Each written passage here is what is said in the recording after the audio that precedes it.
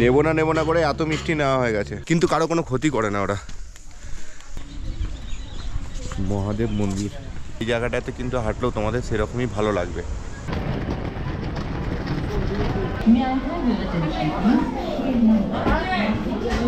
Good morning, আজ 6 জানুয়ারি, আর আমরা কেএনবিএন থেকে ব্রেকফাস্ট করে বেরিয়ে পড়েছি। আজকে আমাদের রিটার্ন ট্রেন আছে 1235 লালকুয়া এক্সপ্রেস, লালকুয়া থেকে হাওড়াগামী। আর আমরা এখন যাচ্ছি প্রথমে আলমোড়া, তারপরে মুক্তেশ্বর হয়ে ভীমতাল দেখে আমরা লালকুয়া গিয়ে পৌঁছবো। আলমোড়া বাজার এবং শহরকে বাঁ দিকে রেখে আমরা এগোতে থাকলাম। আলমোড়া বাজারে খুব ভিড় থাকার কারণে এবং পার্কিংয়ের সুব্যবস্থা না থাকার কারণে আমরা খিম সিং, মোহন সিং প্রসিদ্ধ পুরনো মিষ্টির দোকানে না দাঁড়িয়ে একটু বাজার ছাড়িয়ে এসে একটি দোকানে আলমোড়ার বিখ্যাত পালমিঠাই মিষ্টির স্বাদ নিতে দাঁড়িয়েছিলাম।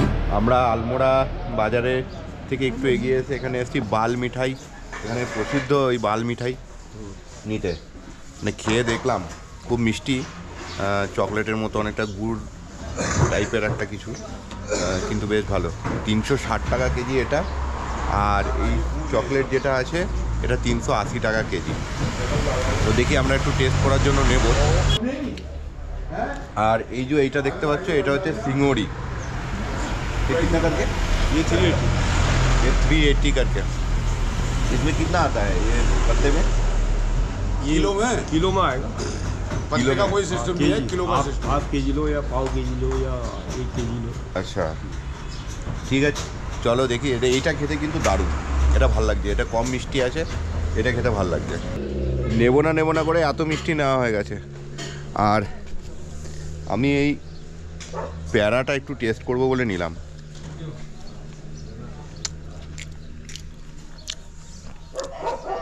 ভালো, কিন্তু খুব মিষ্টি। আলমোড়া বাজার থেকে গোটা রাস্তাতেই এরকম কিন্তু মিষ্টির দোকান পেয়ে যাবে। মুক্তেশ্বর ঢোকার আগে 8 কিলোমিটার আগে ফরেস্টের লোক ছিল, ওরা এন্ট্রি করলো আমাদের আইডি নিয়ে। আর যেটা এখানে নিয়ম সেটা হচ্ছে মাঝে রাস্তায় গাড়ি কোথাও দাঁড়ানো যাবে না, কারণ এখানে লেপার্ড অন্যান্য জন্তু জানোয়ার চলে আসে, তার জন্য গাড়ি চালাতেই থাকতে হয়, দাঁড় করানো যায় না মাঝে কোথাও।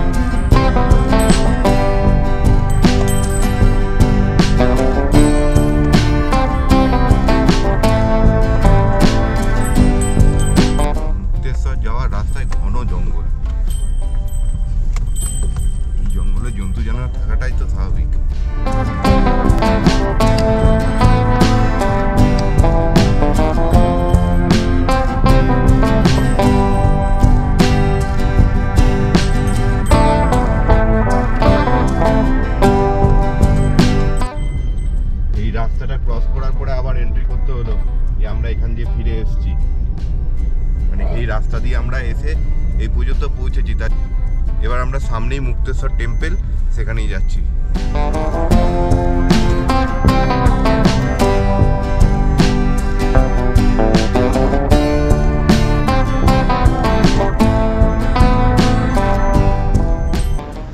আমরা এসেছি এখন মুক্তেশ্বর টেম্পলে। যা রাস্তা দিয়ে এলাম জঙ্গলের মধ্যে, বাপরে। আর এই মুক্তেশ্বর টেম্পল। पहले मंदिर पे वहाँ जाना था, तो उसने वहाँ से डायरेक्ट वहाँ डायरेक्ट किधर आ गया, बहुत लंबा पड़ता।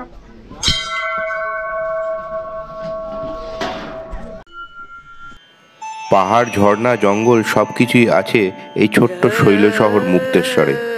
তেমনই শান্ত আর নিরিবিলি, তাই ছুটি কাটাবার একটা অন্যতম স্থান। একটা দিন যদি হাতে থাকে তবে নৈনিতাল থেকেও মুক্তেশ্বর ঘুরে নেওয়া যায়।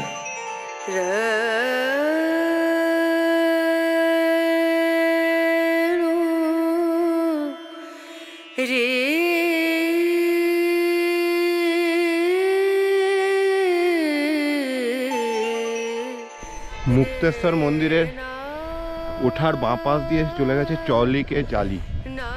এই চলেকা, এই যে মুক্তেশ্বর মন্দির ওপর দিয়ে উঠে যাচ্ছে, আর এই নিচে দিয়ে আমরা যাচ্ছি চলিকি জালি। এই সরু রাস্তা করা আছে, এদিক দিয়ে যেতে হবে, 150 মিটার মতো যেতে হবে, অল্পই রাস্তা। চলো।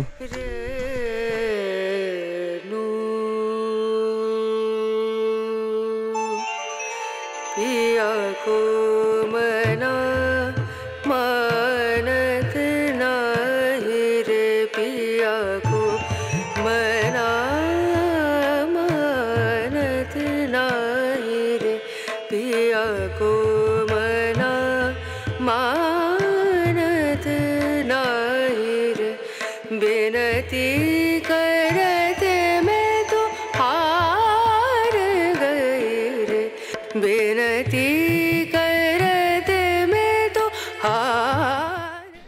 আমার তো বেসিক্যালি চলিকি জালি মনে হলো যে একটা ভিউ পয়েন্ট। এই স্থানীয়দের মতে এখানে চলিকি জালি মানে যে সমস্ত মহিলারা গর্ভধারণ করতে পারে না তাদের জন্যই এই জায়গাটা। ওই পাথরের মধ্যে একটা হোল আছে বা যে গর্ত মতো আছে, ওটার একটা বিশেষ মাহাত্ম্য আছে। এখানে হয়তো আসলে মনস্কামনা পূর্ণ হয়। এখানে কিন্তু প্রচুর বাঁদর, প্রচুর, যেখানে যাবে সেখানেই বাঁদর দেখতে পাবে। আর এরকমভাবেই ঘোরাফেরা করছে, তোমার ভয় লেগে যাবে। ওই দেখো আমার উপরেও আছে, ওই দেখো সামনে আছে, চারিদিকে বাঁদর। ওই দেখো উপরে। বাহ, ভালো, কিন্তু কারো কোনো ক্ষতি করে না ওরা, ওরা নিজেদের মধ্যেই থাকে।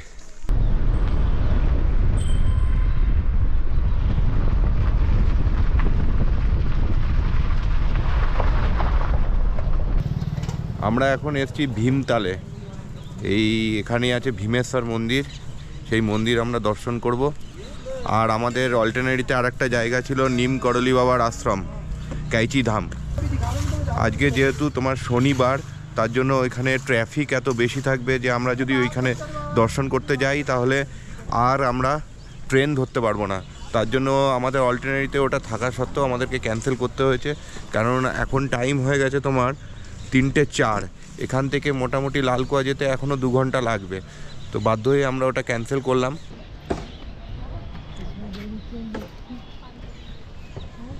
এই ভীমেশ্বর মন্দির, মহাদেব মন্দির, এই ভীমেশ্বর মহাদেব মন্দির।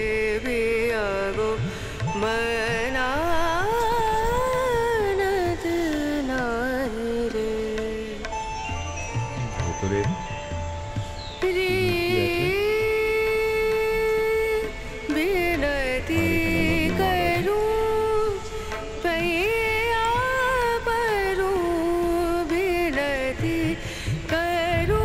আর এই পিছনেই আছে তোমার হনুমানজি, রাধাকৃষ্ণ, সন্তোষী মা, দুর্গা মূর্তি। আর এই পাশেই তোমার ভীমতাল। চলো, মন্দির দর্শন আমাদের হলো, এবার আমরা ভীমতাল একটু ঘুরে দেখে নিই। নয়না লেকের থেকে কিন্তু ভীমতাল অনেকটাই বড়। যদি কেউ নৈনিতালে বোটিং না করতে চাও তাহলে কিন্তু এই ভীমতালে এসেও বোটিং করতে পারো, ভালোই লাগবে। এই দেখো কত বড় ভীমতাল, একদম ওই দিক থেকে শুরু করে এইদিকে। তোমার নয়না লেকের ধারে যে মেলে যখন আমরা হাঁটছিলাম যেমন ভালো লাগছিলো, এই জায়গাটাতে কিন্তু হাঁটলেও তোমাদের সেরকমই ভালো লাগবে। কিন্তু হ্যাঁ, নয়না লেকের ধারে মেল রোডে খুব ভিড় ছিল, এখানে কিন্তু এই ভিড়টা নেই। এখানেও গিয়ে তুমি থেকে নৈনিতাল ঘুরতে পারো। এই দেখো এখান থেকে বোটিং হচ্ছে, এই বোটিং করে সবাই এই মাঝখানটাতে আসছে, আবার ওইদিকে যাচ্ছে। একই রকমভাবে নৈনিতালের মতো বোটিং আছে, আরও অ্যাডভেঞ্চারাস সব আছে, অ্যাডভেঞ্চার অনেক কিছু আছে আরও, এগুলোও করতে পারো। এই যে রোল ঘুরে যেটা বাচ্চাদের খুব ভালো লাগবে। এখানে কিন্তু বোটিংয়ের জন্য পয়সাটা একটু কম লাগে। এই দেখো, এই 300 টাকা করে লাগে এখানে। আমাদের ওখানে একটু বেশি লেগেছিল নাইনা লেকে বোটিং করতে। বেশ কিছুক্ষণ আমরা ভীমতালে কাটিয়ে এবার আমরা যাচ্ছি, এবার লালকুয়া স্টেশনের দিকে যাব।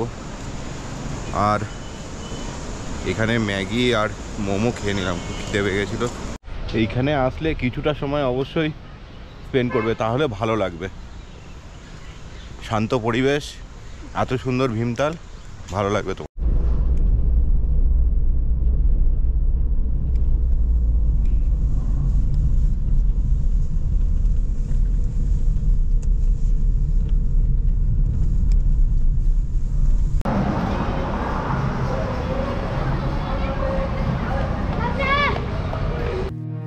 লালকুয়া থেকে কিছুটা আগেই পথে দেখে নিয়েছিলাম আমরা এই লক্ষ্মী মন্দিরটি ড্রাইভারের অনুরোধে।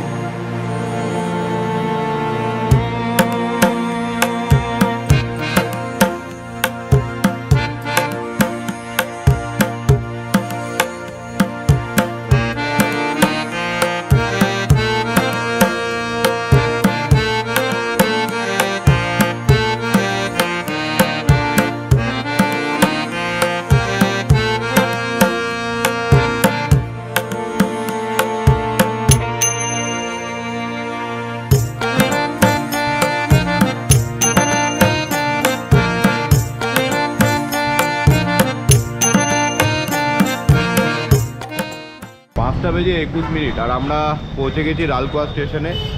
আর এখানেই আছে হচ্ছে পান্ডে রেস্টুরেন্ট। এখান থেকে মোটামুটি সবাই আসলে এখানে খাবার প্যাকিং করিয়ে তারপরে ট্রেনে ওঠে। তো আমরাও এখানেই চলে এসেছি, পান্ডেজির কাছে খাবার প্যাক করাবো, করে আমরা ট্রেনে উঠব। তো হাতে এখনও পর্যন্ত ঘন্টা দেড়েক সময় আছে, একটু ফ্রেশ হয়ে নিই, হাত মুখ ধুয়ে নিই, তারপরে খাবারটা প্যাক করিয়ে আমরা ট্রেনে উঠব।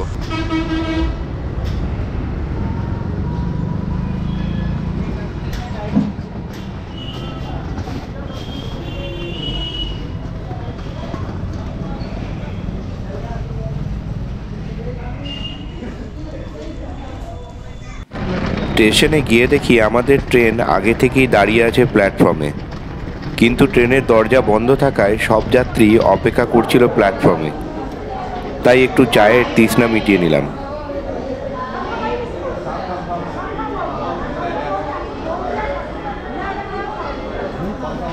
হঠাৎই ট্রেনের দরজা খুলে গেল, নিজেদের সিট খুঁজে বসে পড়লাম, কিন্তু তখনও ট্রেনের কামরার আলো জ্বলেনি। নির্ধারিত সময় মতোই ট্রেন ছেড়ে দিল। ভিডিওটা যদি ভালো লাগে তবে অবশ্যই লাইক করো, চ্যানেলটি সাবস্ক্রাইব করে পাশে থেকো। তাহলে দেখা হচ্ছে আবার পরের একটা নতুন ভিডিও নিয়ে। সকলে ভালো থেকো, সুস্থ থেকো, টাটা।